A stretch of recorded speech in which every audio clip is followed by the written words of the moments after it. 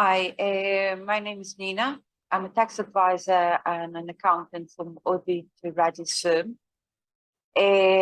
Today's topic is the changes that occurred to the tax ordinance in Israel and relocation. Relocation from Israel, and I'll give a couple of tips when you're considering doing that. I want to hit the bottom line straight away, the economical aspect of this, new trend from 2018, which is a hot potato, hot topic, which everyone wants to know about and plan about and all that. It is, I'll just say in a couple of words, is tax havens or expats, people who live abroad in a place that has a beneficial tax system is very common, usually with pensioners. So this trend is not completely like that, but rather, it covers that as well, but it also rather is applicable to people who are leaving Israel and intend to come back. So where's the money?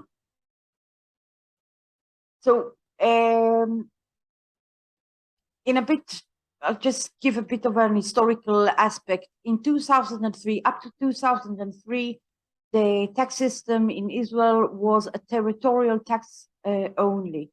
And if you know a bit of history, let's say a prime minister moved around abroad and gave lectures. While he wasn't a prime minister, later on he became prime minister. So this income, although he was a resident of Israel, giving lectures abroad wasn't taxable in Israel. That was up to 2003, and there was a big reform in 2003, which combined a territorial tax system and a personal tax system. So the personal tax system sees a person, an Israeli resident, this system sees all his income as taxable in Israel. And if a person comes from abroad and derives income from in the territory of Israel, he will be also taxed in Israel. I won't go into details, but there's income that is taxed, income that is not taxed, and so on and so forth. That was the big change. At the same, I think it was a big change was in 2008. There was what is known as a Milchin law today, with all the news that is going around Bibi Netanyahu. But that was around 2008. There was a version of a Milchin law also in 87, since 1987. But what does a Milchin law say? What does it say? It says that on one, in very few words, the person I'll cover not a new immigrant, but rather a returning resident. If a returning resident comes to Israel after he has been more or less 10 years abroad, he is not taxed on his passive income or his income, passive income from abroad, or his income from work or from a business abroad. He won't be taxed, and there's a 10 years exemption, and he doesn't need to report, and so on and so forth. So how is the relocation connected here? So for residents, but rather returning residents who come to Israel, if you relocate now, live 10 years abroad, you'll get that tax benefit.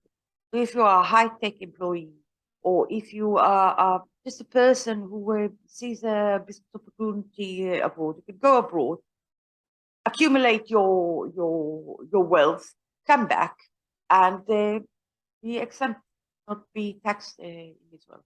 So this is, you know, in 2016, the law started to change, where a person is seen by the Israeli tax authorities as a resident, although he left for the first 3 years. So your count starts after 3 years. And this is very important, because if a person will go abroad, will stand in the quantity test, the two tests to check your residency. Your a quantitative test, which will count the amount of days you've been in a year or 3 years, and there's a quality or an essential test, which will check what are your connections to, what is your center of living. So that's the thing. So for the first 3 years, if you left, the ITA sees you as still a resident, and you can.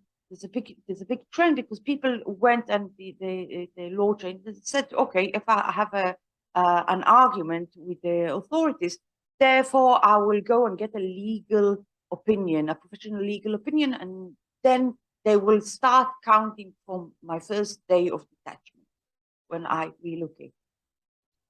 So, okay, that is regarding that. So that's the cash. The cash is also the 3 years, and the cash is making sure, and you know,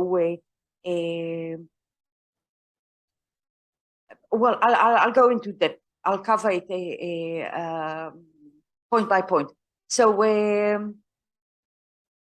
okay, you have two options. You can relocate, or you can say to yourself, I'm still a resident, I'm living abroad, but I still have my center of life is here, and so forth. So, if you're still resident, you'll be taxed in Israel.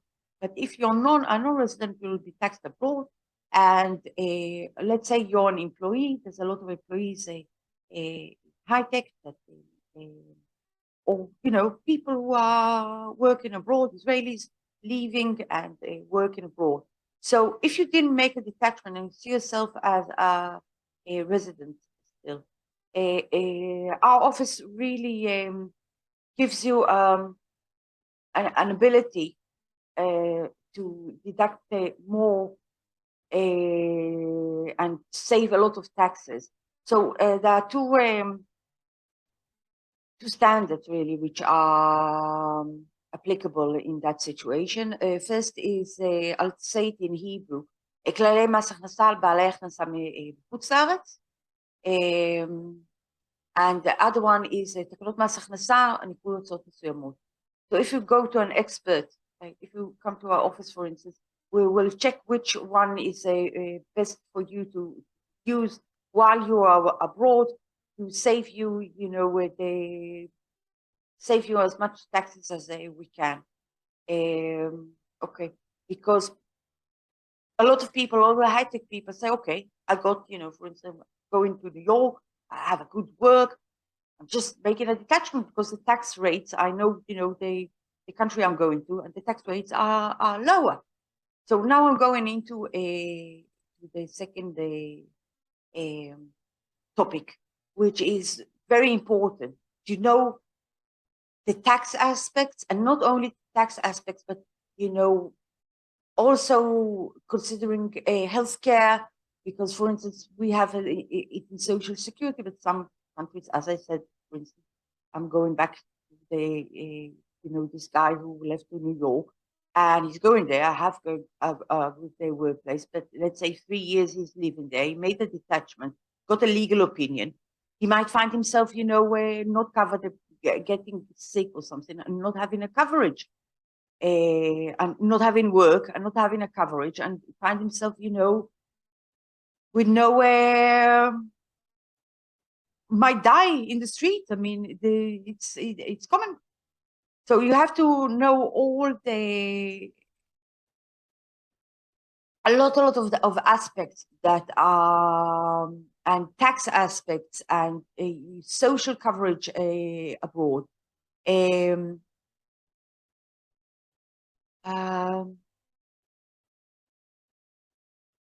okay, and there's also, it's very important to go to a professional, because if someone is leaving, I'll make it more obvious. Someone is leaving the country, although he didn't need to report in Israel. He was an employee. He didn't need to report in Israel. The law changed in paragraph 131. The law changed where the person needs to report now. He's abroad. He is an employee. He might be, employee even of the same. Well, but an employee, he has to start reporting. He left abroad. So from the detachment date. Okay, that's Amendment 223. I'll just read it out. New section 131(5)(e) of the Income Tax Ordinance imposes a reporting obligation of any individual who goes abroad and, according to him, is no longer a resident of Israel. This is so long one of the two presumptions of the day states, stated the definition resident of Israel in the Income Tax Ordinance applicable that individual. Okay. So if you say I'm not a resident, then therefore you have to report for 3 years. That's the thing. So, I'm just gonna finish here. Okay, I'll give another example. A lot of British people would rather not make a detachment because the Israeli health system compared to the British health system is better. I mean, a lot of people in the COVID really enjoyed the fact that they were covered. So that's another thing. Costa Rica, for instance, you might say, oh, I can sit there, have capital gains, and I'm not paying any taxes. I'm going there. I don't need to work. I accumulated their money. I don't need to work. Sitting there, have capital gains. I'm not paying taxes at all. But would you like to find yourself, in a Costa Rica or hospital? I mean, you should think about health insurances and all that, stuff that is complementary. Another thing is Switzerland. I mean, it sounds a lovely place, but you might find yourself living in a canton where they just rip you off from, all your money. It all, you really have to look into it. Okay. So that's the first thing. When you move in, you have to really investigate. And if a person has, for instance, we do have an Anglo-Saxon and European orientation, which we more or less know what the tax systems are abroad in Scandinavia, in Britain, in the USA as well. So maybe look for a tax expert which has already experience in the country that you intend to move to. So the second tip is regards the immigration tax. This is actually a paragraph in the law, which is quite an old paragraph. So you have two possibilities. When you leave, for instance, you have two possibilities. First one, if you have an asset in Israel, when you leave the country, you can pay a theoretical tax, okay, on the market value of that asset when you leave, or you can pay the taxes when you actually sell that asset. So it has to be, you have to consider, and an office can give you, an expert can give you a point of view to calculate which is preferable. I'll just give an example, for instance. So they make it the calculation is that when you realize the asset, they will take into consideration how many years you lived in Israel and how many years you lived abroad. Let's say you're 20 years old, you have an asset that you inherited a house. and you're 20 years old, and you intend to move abroad till your, retirement or whatever. So you say to yourself, I have 60 years abroad, I have 20 years here. My taxes are lower in my new country for this capital. A house is not a good example. A house is not a good example because it's a territorial thing. It's not a house. Sorry. Let's say you have investment. You have shares in a company. I said the territorial. I'll just connect it to territorial and personal system. So the territorial system will say an asset that is in Israel, an income from that asset will be taxed in Israel. An asset that is located in Israel will be taxed when you sell it. Will be taxed in Israel. So a house is territorial, but if you have a company, there's a change in that. So, for instance, you have a company, you have shares, you are a shareholder in the company. You can choose to pay now, pay later. I mean, if it's a company that is only a seed, okay, the face value, not face value, the market value now of a high-tech company, let's say in the genome research, and people think it's not realistic, and no one puts the money or whatever. So the market value might be very low, and you might not pay any taxes. But you yourself, you might have, the information, and you have or whatever. So you believe in it. So you won't, when you sell those shares, or you would make a lot of money and pay less taxes in your country that is your new country. Okay.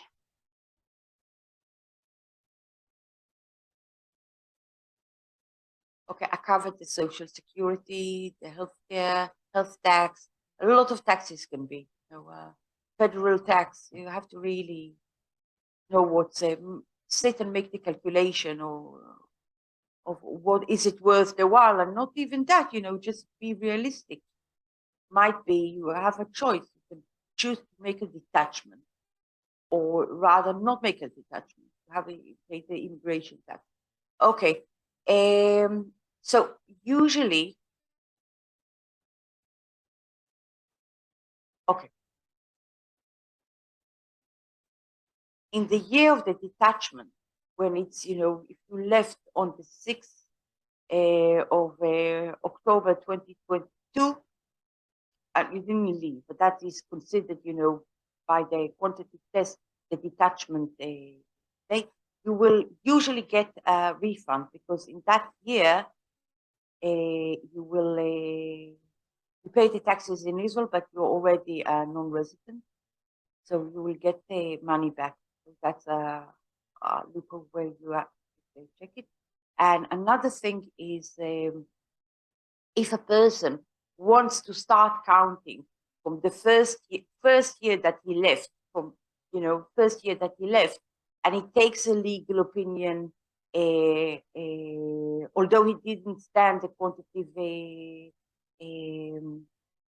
test, but he takes a legal opinion, but since it's in a debate, he still has to issue a report in the first 3 years. So in those years, if that person and the income tax and the Israeli tax authorities got into agreement that he did detach, he will get a refund from those 3 years. Okay. So the fifth tip regards documentation. So while you're abroad, I mean, we have experience here with people that left. They weren't Israelis, 20 years. Someone got sick in the family. They had to be here, and suddenly found themselves, falling into the quantitative, by the quantitative test. They are residents. And I mean, the tax authorities has a record of your entrance into Israel. It has. So you have to keep all the documentation. It's very important. And you have to prove that you are non-resident or that you are a resident as well. I mean, there are funny cases where, I mean, people who were, let's say, Scandinavian or, Danes all their life found themselves, the country, asked them to bring a certificate of birth. Well, the digitization just changed everything. And they, so keep all the documentations. Um, if you have a rent, keep the agreement of the rent, so you can prove that you rent it out. If you bought a house, keep all the, that's a fifth. Fifth. So I was Nina, and I encourage you to press like and subscribe, and have a